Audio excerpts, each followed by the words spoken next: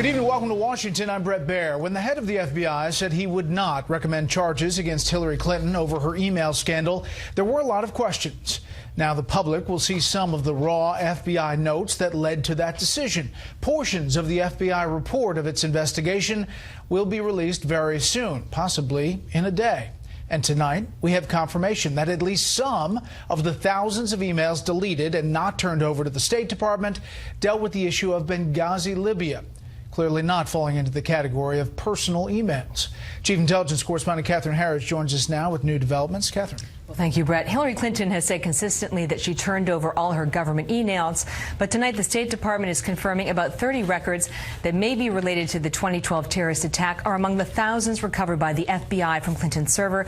The department is working to confirm the exact number and whether any are duplicates, and already posted online as more records from the FBI become public. Law enforcement sources say portions of the FBI's investigation into Hillary Clinton's email practices could be released as early as this week, possibly Wednesday, but emphasized the review is ongoing. President Obama's spokesman said the White House is not involved. I've seen those reports. I can tell you that the White House did not consult with the FBI about that decision or any of the other decisions that they've made in terms of handling some of the investigative material. After FBI Director James Comey's July statement where he recommended against criminal charges, we are expressing to justice our view that no charges are appropriate in this case. Media outlets filed Freedom of Information Act requests with the Bureau, forcing the public release. The expectation is that the redacted files will likely include the FBI's recommendation to the Justice Department against criminal charges, the summary of Clinton's FBI interview known as a 302, as well as the backup notes from agents who questioned her. While the FBI director said there was no evidence of criminal intent by Clinton and her team to move classified information outside secure government computer networks, Republicans who read the FBI files sent to Congress earlier this month claim agents never pressed Clinton. He said he didn't go forward with charges because she didn't have specific criminal intent. I didn't see any questions on that. She said she did it for convenience, but I didn't see the follow-up questions in the interview I read. Today, the Clinton campaign welcomed the files' release. And before the news became public, the FBI director was speaking at a cybersecurity conference where he joked about avoiding more discussion of the closed national security investigation. I'd like to take your questions, and I'm hoping you're going to think up a question that has nothing to do with Secretary Clinton's emails. Then the FBI director addressed increasingly aggressive foreign hackers who are targeting political committees and voter registration databases. We take very seriously any effort by any actor, including nation states, maybe especially nation states, that moves beyond the collection of information about our country and that offers the prospect of an effort to influence the conduct of affairs in our country, whether that's an election or something else. Today, two more Democrats joined Senate Minority Leader Harry Reid, calling on the FBI to investigate alleged connections between the Trump campaign and Russian interests and whether that relationship contributed to attacks on the Democratic Party website. Brad. And Catherine, we've been following this Judicial Watch lawsuit. That's right. They didn't get a deposition under oath with Hillary Clinton, but they did. The judge said that she had to answer questions via email, and today Judicial Watch basically provided those questions. That's right. Judicial Watch released the 25 questions that they put to Mrs. Clinton. Several are multi-part questions, and you can see from the questions that in some cases Judicial Watch appears to already know the answer, but they want that get into the permanent court record, and she has until September 29th. And of course, she's got a debate before then to prepare for. The 26th. Yeah. Catherine, thank you. You're welcome. Iran's pattern of disrespect and defiance since it signed a nuclear agreement with the U.S. and its allies is growing more pronounced, and the potential for something to go seriously wrong has increased dramatically, according to U.S. officials. On the high seas, especially. Chief Washington correspondent James Rosen has tonight's report. Iranian Kush WPB. After a week in which Iranian Revolutionary Guard Corps vessels harassed the destroyer USS Nitsa and USS Squall had to fire 50 caliber machine guns to brush back another Iranian vessel, Pentagon sources told Fox News the regime has already provoked more naval confrontations this year than in all of 2015. And it's significant particularly because it shows that post the nuclear deal in the summer of 2015, not only did Iran's behavior or internationally not get better, having been able to take advantage of the deal. It's gotten worse. In a Pentagon briefing, U.S. Army General Joseph Votel, commander of U.S. Central Command, saw nothing terribly amiss. Well, we saw some activity here in the last couple of weeks. That's not particularly new. We've seen that over time. I would say that we haven't seen a significant change in their behavior. The regime has also conducted at least 4 ballistic missile tests since the nuclear deal was finalized, and on Sunday, state-run TV broadcast images of Fordo, site of a decommissioned uranium enrichment complex, and the deployment there of the S-300, an air defense system manufactured and sold by Russia. Again, senior U.S. officials downplayed it.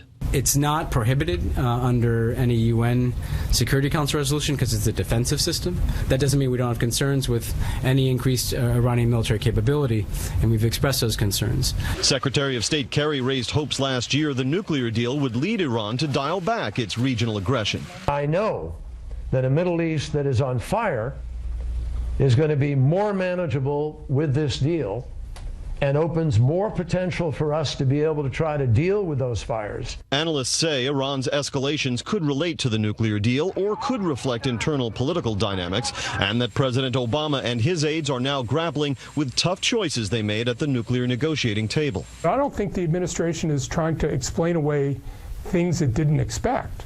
I think the administration is explaining things that it had previously discounted as not being consequential, which the rest of the world is second-guessing and saying, is that really okay for the Iranians to do?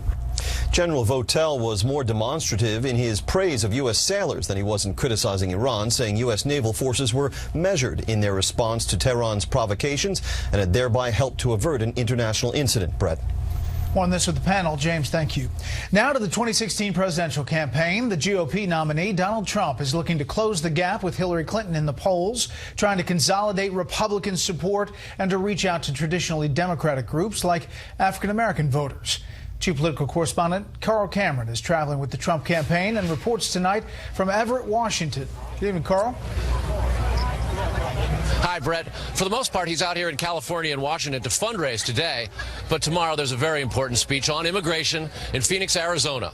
And Trump has a great deal of work to do. For the past 3.5 weeks, he has been perceived as sort of going back and forth on the 3 key cores of his immigration proposal. 1, the ban on new Muslim visitors and immigrants. Now it's supposed to be extreme vetting. 2, what to do about the wall. He said it would be from the Pacific coast to the Gulf Coast. It would be a great wall, but now he's acknowledged that, well, there are mountains in places that make a wall impractical, and perhaps it would have to be technology instead. And then there's what to do about the 11 million undocumented aliens in the country now. The illegal immigrants need to be all deported, or whether, as he suggested to Sean Hannity a couple of weeks ago, there would be a softening of that. Those things, we're told, will be answered to some degree tomorrow. And depending on where he goes with those folks who may not choose to self-deport, in other words, go back to their home nations before coming back and reapplying for citizenship in this country, if they're not rounded up, an awful lot of Republican-based voters might consider that amnesty. On the other hand, if he were to soften, that might make it more possible for Donald Trump to court the kind of swing and independent voters that often decide general election presidential campaigns, Brett. Carl, on another front, I mentioned it in the lead there, Trump is reaching out to African-American voters, heading to Detroit this weekend, planning for a speech there. Yeah, that's the second big speech of the week, and there's an awful lot riding on it. His outreach, his attempt to appeal to minorities, African Americans specifically, as well as Latinos and Hispanics, rather, has been quite pronounced in the last month.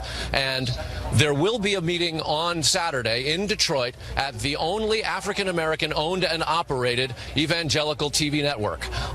It's in part being organized by Pastor Mark Burns, who's in a bit of a hot water, having retweeted a picture of Hillary Clinton in blackface and suggesting in that tweet that Hillary Clinton is in some way taking advantage of black voters, and once she gets their votes, she'll forget about them for another 4 years. There was a bit of a backlash. Pastor Burns has apologized for what he acknowledges to some was an offensive retweet of that picture of Clinton in blackface, but not for his sentiment that she is essentially exploiting African-American votes for political gain and doesn't really care about them. That speech on Saturday and addressing those evangelical African-American leaders will be a big opportunity and a big test for Trump yet again. Brett.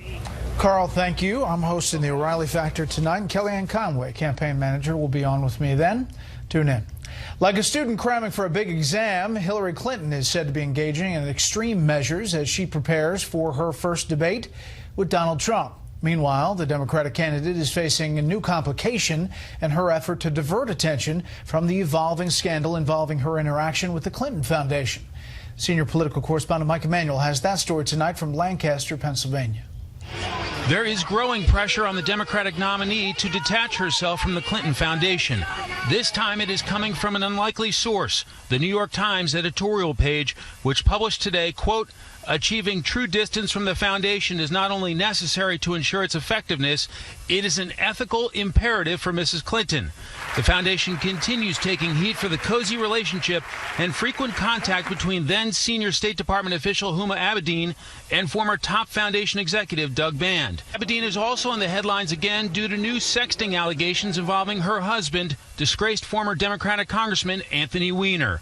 Abedin announced just yesterday she has decided to separate from him. Secretary Hillary Clinton. Fox has confirmed with a Democratic source outside the campaign that the Clinton team is seeking insight into Donald Trump's deepest insecurities, looking at ways for Clinton to get under his skin during the first presidential debate. The effort includes consulting with psychologists and the co-author of Trump's book, Art of the Deal, Tony Schwartz. The Democratic source notes the campaign has at least 25 researchers digging into 4 decades of Trump's background, looking for ways to fluster him. An example is when Senator Marco Rubio made this reference back in February to Trump's hands, taking him off his game. You know what they say about men with small hands? You can't trust them. Clinton continues fundraising in the New York area, but her running mate, Tim Kaine, is making several stops in battleground Pennsylvania, suggesting it is time for Trump to come clean. The Trump campaign just feels like Trump's next big con. His next big con. He's hiding his tax return. He's hiding his financial bill of health. The new Monmouth poll of likely voters in the Keystone State has Clinton with an 8-point lead over Trump, with Libertarian Gary Johnson at 6% and Green Party candidate Jill Stein at 1%. A solid lead at this stage, but with Trump believed to be connecting with white working class voters, the Clinton team does not want to take any chances of allowing battleground Pennsylvania from slipping away. Brett? Mike Emanuel traveling with the Clinton campaign in Lancaster. Mike, thanks. A leading Democratic Political Action Committee is canceling ad buys in the Ohio Senate race. The Senate Majority PAC has already spent roughly $10 million to support former Governor Ted Strickland's attempt to unseat Republican incumbent Rob Portman.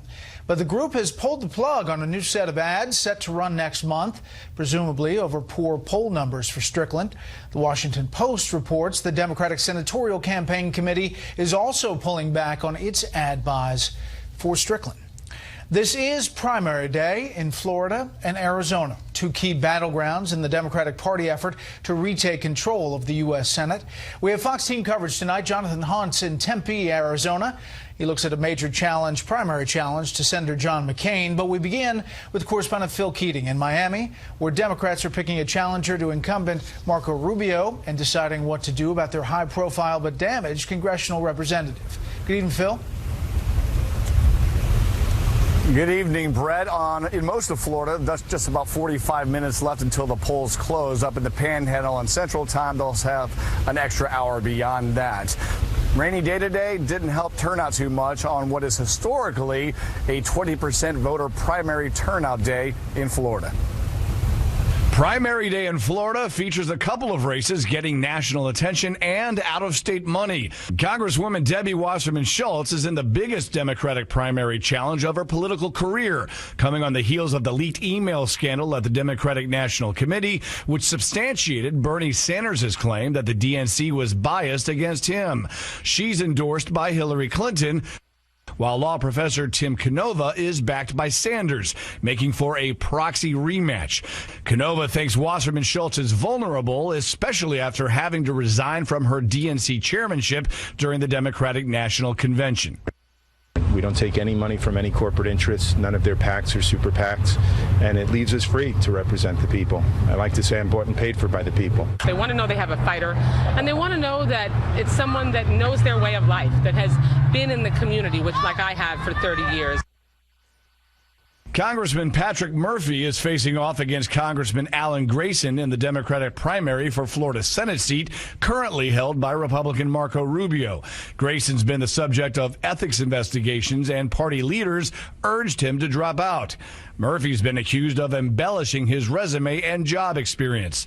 This morning, Rubio refused to say whether he agrees with Donald Trump that Clinton is a bigot. I think Hillary Clinton has a lot of problems. I think she's corrupt, she's dishonest. I do think some of the policies she stands for do harm minority communities, absolutely. Is it too far to call her a bigot, though? Well, again, I'm not, you have to ask other campaigns about the terms they use. Shocked, as a lot of people I spoke with were shocked about the support that Marco Rubio has given to Donald Trump. Donald Trump is perhaps the most racist, bigoted person to ever make it this far.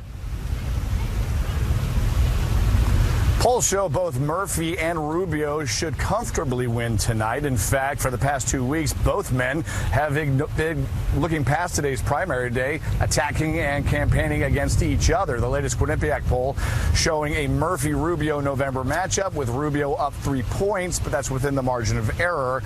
So it's going to be close, competitive, and costly. Now let's go live to Tempe, Arizona. My colleague Jonathan Hunt, who is covering the Senator John McCain campaign. Senator John McCain voted in his own Republican primary today, facing what he says is perhaps, quote, the race of my life. His first hurdle, winning the Republican nomination against an opponent, Kelly Ward, who has run to McCain's right, embracing Donald Trump, while McCain attempts to make the top of the ticket a non-issue whenever it's brought up. Would a Donald Trump endorsement help or hurt you? I don't think it has much effect either way because, as I say, I've been representing the people of Arizona for many, many years, and they judge me on me and my record. Ward, a 47-year-old former state senator, has also made age an issue, appearing to suggest McCain, who turned 80 on Monday, might die in office. She told the website Politico last week, quote, I'm a doctor. The life expectancy of the American male is not 86, it's less. And she told us today, quote, after 4 decades in D.C., it's time to honor John McCain's 80th birthday with retirement. Still, McCain is expected to win the nomination today, but then the real fight begins. I'm confident of victory. You always expect a tough fight. I think anybody who doesn't is foolish, but I'm confident. It's always been a tough fight, every one I've been in. The Democratic candidate, Ann Kirkpatrick, has made it clear that whether he likes it or not, she intends to make Donald Trump an issue for the senator. It's unbelievable to me that Trump can say such hateful, racist, insulting things, and John McCain still supports him. Senator McCain's impatience over the number of questions he gets about Donald Trump is obvious. He walked away from our interview, in fact, when we asked a second Trump question. I gotta go. But with the Republican presidential candidate here tomorrow to deliver his major immigration speech, Senator McCain seemingly cannot escape the shadow of the top of the Republican ticket. His re-election bid may simply come down to whether the McCain brand can trump Trump. Brett? Jonathan, thank you. Jonathan and Phil with reports on the Senate primaries. Maine's Republican governor is not saying for sure whether he will resign. Paul LePage has been under fire since he left a profane voice message for a Democratic state lawmaker over an accusation of racism. LePage has apologized and says he wants to meet the lawmaker personally with him. This afternoon, the governor tweeted regarding rumors of resignation, to paraphrase Mark Twain, the reports of my political demise are greatly exaggerated. Up next, President Obama's legacy on the American judicial system is much greater than you probably know. We'll have that. First, here's what some of our Fox affiliates around the country are covering tonight. KHON in Honolulu as the National Weather Service issues a hurricane warning for Hawaii's Big Island. Category 3 Hurricane Madeline is approaching. It could be the first major hurricane to make landfall there in that state in decades. Fox 45 in Baltimore with the indictments of 14 retailers accused of more than $16 million in food stamp fraud. All of the defendants were arrested this morning. Law enforcement officers also executed 26 federal search warrants and seized 46 bank accounts. And this is a live look at Sacramento, California from our affiliate Fox 40. One of the big stories there tonight, the state assembly unanimously approving a bill making prison time mandatory for anyone convicted of sexually assaulting a person who is unconscious or too intoxicated to consent. The measure is a response to a 6-month jail sentence for a Stanford University swimmer who sexually assaulted an unconscious woman in 2014, according to police. That's tonight's live look outside the Beltway from Special Report. We'll be right back. One of the big issues in the presidential campaign, of course, is the future of the U.S. Supreme Court. The winner may be in position to shape the direction of the court for generations. But Chief Legal Correspondent Shannon Bream reports President Obama has already left his mark on courts that may have much more effect on your life.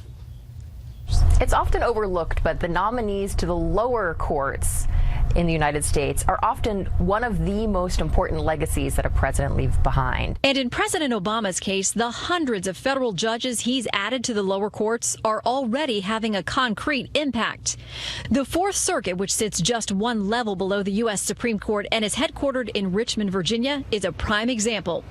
Previously viewed as one of the most conservative appellate courts in the country, it has drifted significantly to the left, with Democrat appointees now outnumbering their Republican counterparts 2-1.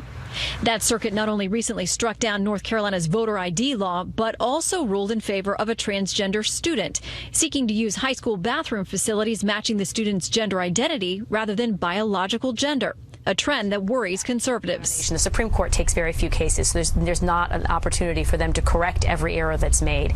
And when you have activist judges throughout the lower levels of the federal judiciary, that can have a very damaging effect on the American system and the rule of law. The president has successfully seated a total of 329 federal judges during his 2 terms, all of them lifetime appointments. When he took office, only 3 appellate courts had more democratically appointed judges than Republican appointees. Now, 9 of the 13 circuits do. The U.S. Supreme Court hears only 70 to 80 cases a year, making the lower courts even more important as they handle hundreds of thousands of cases each year, often representing the final word on critical issues. And it's not just the cases they decide, it's how they decide them, crafting the framework for how legal disputes will be handled going forward. President Obama's nominees to the Supreme Court in particular will be a legacy for him, not just because they might cast more liberal votes than justices that a conservative president would have put on, but also because of the way that they talk about the law, the way they talk about the Constitution. President Obama also worked to remake the D.C. Circuit by forcing through, with the help of then Senate Majority Leader Harry Reid, 3 nominees. Reid changed the rules of the Senate in order to make that happen. One of the key issues that circuit considers, the use of executive power. Brett. Shannon, one of the president's nominees who remains stalled is Judge Merrick Garland, of course nominated to the U.S. Supreme Court. There's news today that the GOP may actually change course and give him a hearing. Well, what GOP Senator Chuck Grassley, who chairs the Senate Judiciary Committee, said on Monday was this: if Hillary Clinton wins the November election, it's possible the Senate could actually move on Garland's nomination, but only if a, quote, large number of senators pressed Grassley to do so. Brett. We'll follow that. Shannon, thank you. The Justice Department says it provided the Supreme Court with erroneous information that helped it win a case upholding a blanket policy of denying bail to immigrants jailed while appealing deportation orders. A follow-up case is scheduled before the court in its next term. This is the second such instance of this administration giving the court bad information in 4 years.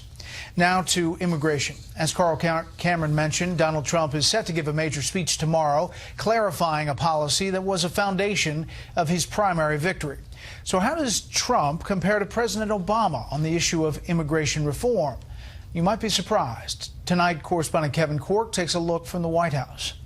If his previous statements are a guide at all, Donald Trump's major speech on immigration Wednesday could turn out to be surprisingly similar to President Obama's position on the topic. We have a lot of bad people that have to get out of this country. We're going to get them out. That was Trump last week. This was the president in 2014. And that's why we're going to keep focusing enforcement resources on actual threats to our security. Felons, not families. Both men say ridding the country of criminal illegal immigrants is a top priority, and both propose spending more on border security. And though Trump's constant call for a massive wall along the U.S.-Mexico border is not supported by the president, both men have been proponents of adding so-called virtual border security. White House officials today brushed back the notion that their approaches have much in common. Is that really far afield from what Donald Trump is basically saying? If they're a criminal, they're going to be out of here? I guess it depends on the day you ask. Indeed, Trump's statements on illegal immigration have run the gamut. He once supported deportation forces, but has since softened his tone, favoring a more nuanced handling of those here illegally. Even the president's had a tough time finding his footing on the issue, assailed by some advocacy groups for being the deporter-in-chief. The Obama administration has deported more than the sum of all the U.S. presidents of the 20th century, 2.5 million and counting, including last year when 91% were said to have had criminal records. Conservatives have long accused the administration of cooking the books, inflating the number of deportees, and analysts say there's a good reason for that. Nobody believes that the political class, from the president on down, will actually enforce the immigration laws in the future any better than they've been enforced in the past. And that really is the rub in this issue. Now, Brett, you may be interested. What's Hillary Clinton's policy on fighting illegal immigration? Well, her policy essentially mirrors that of the president, which is to say she'd like to keep the focus on deporting dangerous criminals and terrorists. Brett? Although may issue more executive orders. That's right. To keep others here. Kevin, late this afternoon, the president continued to offer prison commutations to scores of convicted felons. What can you tell us about that? Boy, big numbers, too, my friend. 111 commutations by the president. That's on top of the 214 he granted earlier this month. And all told, Brett, that's 673 commutations. That's more than the 10 previous U.S. presidents combined. Brett? Kevin Cork, live on the North Lawn. Kevin, thank you. Secretary of State John Kerry is blaming the media for covering terrorism. Kerry made the statement during a speech in Bangladesh yesterday, saying, quote, if you decide one day you're going to be a terrorist and you're willing to kill yourself, you can go out and kill some people, you can make some noise. Perhaps the media would do us all a service if they didn't cover it quite as much. People wouldn't know what's going on. More on this quote with the panel. The Middle East Media Research Network is citing ISIS reports stating that the terror group's spokesman, Abu Muhammad al-Anaini, was killed on the ground in Aleppo, Syria. The news is expected to generate a ripple of reactions, including threats for retaliation from ISIS and its supporters. No definitive word from the Defense Department if that in fact is true. Now to the human toll, though, of the ISIS reign of terror. Tonight we're getting a glimpse, a shocking glimpse, actually, of this ongoing atrocity. Correspondent John Huddy reports from our Middle East newsroom. The stories and the images are haunting. Skulls, bones, decomposed bodies. ISIS executed thousands of people, bulldozing their bodies into ravines, ditches, or wherever else they could dump them. An Associated Press investigation documented 72 mass graves in Iraq and Syria, with the bodies of anywhere from 5,200 to 15,000 people. 6 burial sites are on Sinjar Mountain, outside ISIS's de facto capital of Mosul in Iraq. It's where more than 100 bodies were found. This man was one of the few survivors. He saw relatives, neighbors, and friends lined up and gunned down, some shot in the head while begging for their lives. They kept the men here. Many of them were handcuffed there. After that, they started taking them over there in group and executed them. They shot them. I could see this from my house. ISIS captured Sinjar in early August 2014 and immediately started the genocide of the Yazidis. Last year, with help from U.S. Special Forces, Kurdish Peshmerga fighters recaptured Sinjar. That's when they started finding the bodies stacked up in long ravines and bulldozed over. Stephen Wood, CEO of All Source Analysis, described the size and scope of the graves. This image was taken about a month after the alleged event occurred, with the massacre itself. Same ravine. Again, this is now about 190 meters here and about 15 meters wide, where we can see earth that has been pushed up. That's more than 600 feet long and 50 feet wide. While the massacres continued, many young women were taken as sex slaves, according to survivor accounts, various human rights groups. The fate of many still unknown. Officials say that 16 other mass graves have been located, but they're in areas too dangerous to go into and excavate because of the ongoing violence and the threat of ISIS. Brett? John Huddy in our Middle East newsroom. John, thank you. The European Union wants to take a big bite out of Apple. It has ordered Ireland to collect $14.5 billion in back taxes from the company. Both Apple and the Irish government are appealing. The EU says Apple received illegal state aid. The Obama administration says the ruling could undermine foreign investment. Stocks were down today. The Dow lost 49. The S&P 500 gave back 4. The Nasdaq fell 9. We turned over everything that was work-related, every single thing. Personal stuff, we did not. I had no obligation to do so.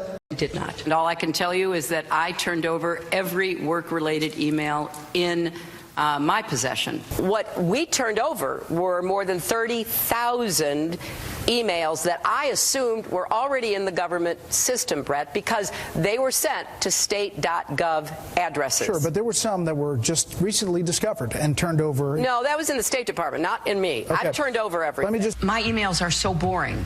Yeah. And I mean, I'm embarrassed about that. They're so boring. And so we've already released, I don't know, 30,000 plus. So what's a few more? What's a few more? Well, there are many more, thousands more, and they are dealing, they're dealing with things that are clearly not personal, including Benghazi and the Clinton Foundation. And we are finding this out day after day. This is the New York Times, usually a clear supporter of a Democratic candidate, especially in this case, writes this editorial from the editorial board about the ties to the Clinton Foundation. When Mrs. Clinton became Secretary of State, the Obama administration tried to draw a line between the foundation, particularly its foreign government sponsors, and her role. The new emails underscore that this effort was at best partly successful. The Clinton Foundation has become a symbol of the Clintons' laudable ambitions, but also of their tangled alliances and operational opacity. If Mrs. Clinton wins, it could prove a target for her political adversaries. Achieving true distance from the foundation is not only necessary to ensure its effectiveness, it is an ethical imperative for Mrs. Clinton. So with that, we'll bring in the panel. Jonah Goldberg, senior editor at National Review. A.B. Stoddard, associate editor at Real Clear Politics. And Cheryl Atkinson, anchor of Sinclair's Full Measure. Jonah, okay, so, you listen to that tape, and one after another, I turned everything over. Yeah, well, if you go back and you go to her initial press conference at the UN, she had this granite facade of a cover story. And the facts that have come out since then have not only just pounded it to rubble, they've ground it into like a fine paste. There's literally not a single factual assertion she made since back then that hasn't been proven to be a demonstrable lie. And the amazing thing, I mean, at some point you think she'd just want to fire her lawyers, because they were the ones who said that they'd gone through everything with a fine-tooth comb. They read every individual email. Turns out all of that wasn't true either. The one thing that they haven't been able to find are any emails about yoga.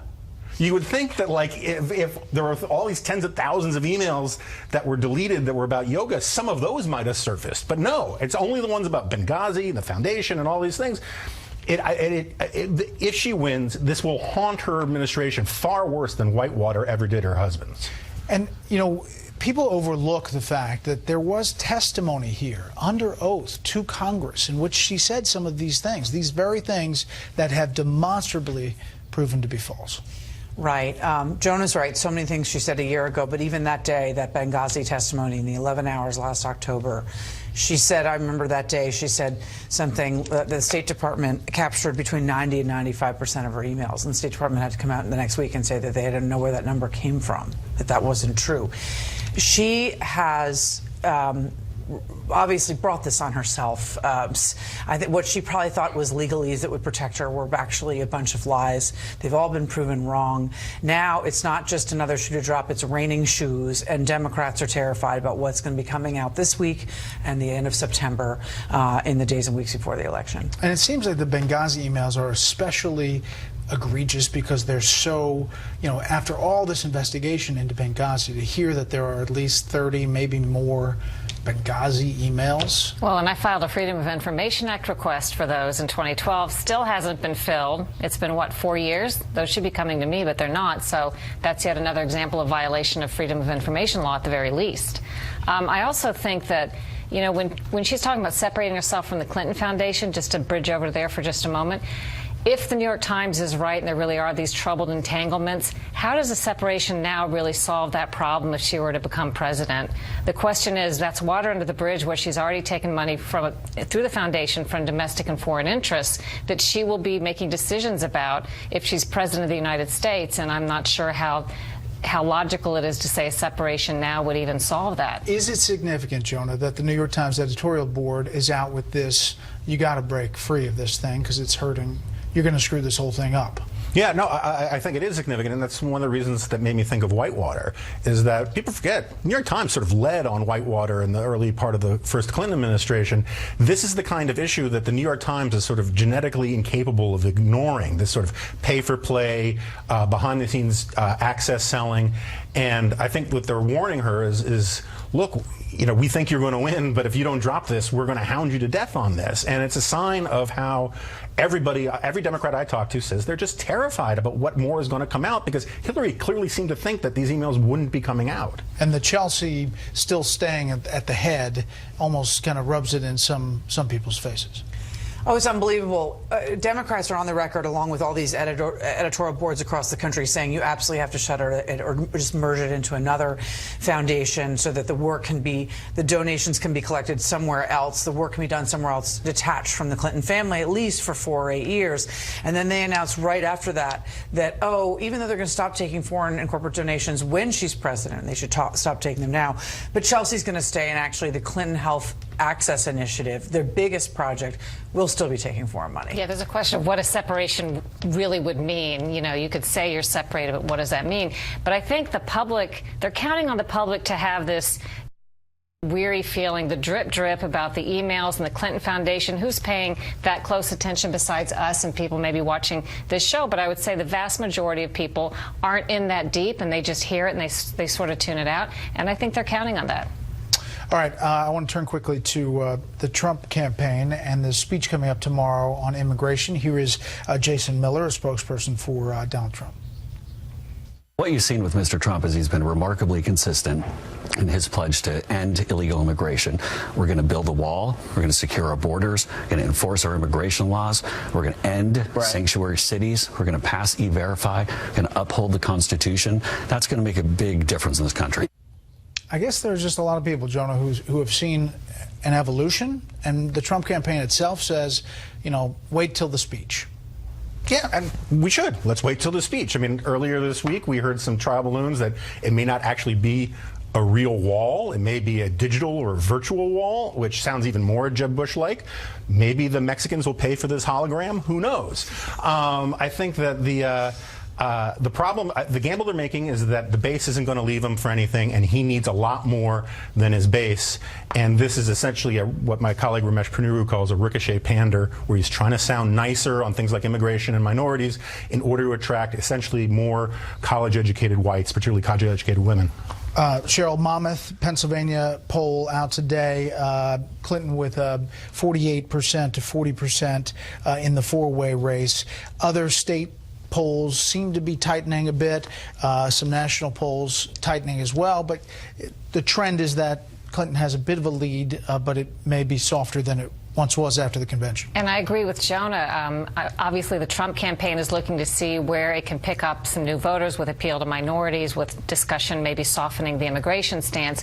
And I agree with you when you said, even if he softens on immigration, the people that want him to be tighter aren't going to go vote for Hillary Clinton. So the question is whether they lose their enthusiasm and don't come out and vote at all, because that's where he stands to really surprise the projections and confound all the polls even. If there's a huge turnout of non-voters, and by that I mean people that haven't voted in a long time, normally don't vote, but are so enthused that they might come out to vote, and that this wouldn't show up in the polls ahead of time, will those people be discouraged? Next up, Russian hacking and Iran provoking. We take very seriously any effort by any actor, including nation states, maybe especially nation states, that moves beyond the collection of information about our country, and that offers the prospect of an effort to influence the conduct of affairs in our country, whether that's an election or something else. What I see is this is principally the regime leadership trying to exert their influence and authority in the region, and they are trying to do it in provocative ways that are unsafe, unprofessional, and really, I think, work against their objectives in the long term here. The FBI director talking there about hackers, Russian hackers believed to be trying to get in somehow to the election system here in the U.S. And General Votel talking about Iran and its provocations in recent days. Back with the panel. Cheryl, in the days after the nuclear deal, Secretary Kerry said that the Middle East that is on fire is going to be more manageable after the nuclear deal, because of the nuclear deal, than before, and it opens up more opportunity to deal with a tough region. It doesn't seem that that's happened at all. If in fact, it seems almost opposite. I would say it seems as though they're more powerful and more aggressive, and we helped, and that it was both predictable and predicted by experts who said this would be the case. Now, the Obama administration, of course, says in the long run we're going to be much safer because of the deal, but a lot of people thought that wasn't the case, and all these provocations, I think if you ask the ordinary American, they would say makes them feel, if anything, less safe, certainly not more safe. AB, the red flares you're hearing from the FBI director from inside the administration about the election and Russia, I mean, it seems real. It's so frightening, and Director Comey's repeated assertion that it's taken very seriously is no comfort to us that either the federal government or the state governments have any ability to protect against this and to handle it and to fix it or mitigate the threat by Election Day. He just kept telling us in those remarks that it was just very, very concerning, and they take these things very seriously. This is truly a frightening prospect. It's obviously would make sense that it would be a goal. And experts say that hackers have the ability, it's just whether or not they'll use the ability to do that on Election Day. Sure. Yeah, it almost doesn't matter whether they actually hack the elections. All they need to do is sow doubt. That is something that Vladimir Putin learned a long time ago from the KGB. He wants to create an image that NATO is weakening and divided. He doesn't actually have to divide NATO, just create the image. Same thing with elections. We remember with Bush in 2000, all the conspiracy theories about the Diebold machines and all of that. We have Donald Trump saying if he loses in certain states that it's proof that it's rigged. Now we have Harry Reid basically playing the same game, saying that it's proof the Russians hacked.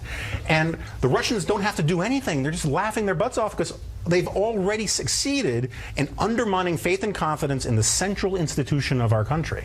So you point to the Reid letter. He sends a letter to the FBI director. It says, I've recently become concerned that the threat of the Russian government tampering in our presidential election is more extensive than widely known and may include the intent to falsify official election results. Senator Reid going on, the evidence of a direct connection between the Russian government and Donald Trump's presidential campaign continues to mount. It's critical for the Federal Bureau of Investigation to use every resource available to investigate this matter thoroughly in a timely fashion. The American people deserve to have full understanding, he goes on to say, of a complete investigation by November. I mean, tying the campaign directly to Russia and these efforts. Well, you know me, I'm a little suspicious when public officials come out and talk about secrets, because it means they want us to know what can we really do about that. Why did they make this announcement? I wonder if there is a move to cast that kind of doubt so that on either side, you know, they've done the same thing, so that no matter what the results are, people will wonder if the results are legitimate. I worry just as much about internal tampering. There are domestic hackers and people with access to the data that could also tamper it, and that's been a concern of experts as well. So I think that too is a concern. More with the panel. One quick topic after the break.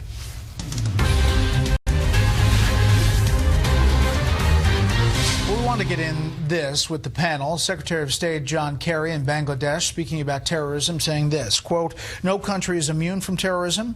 It's easy to terrorize. Government and law enforcement have to be correct 24 hours a day, 7 days a week, 365 days a year.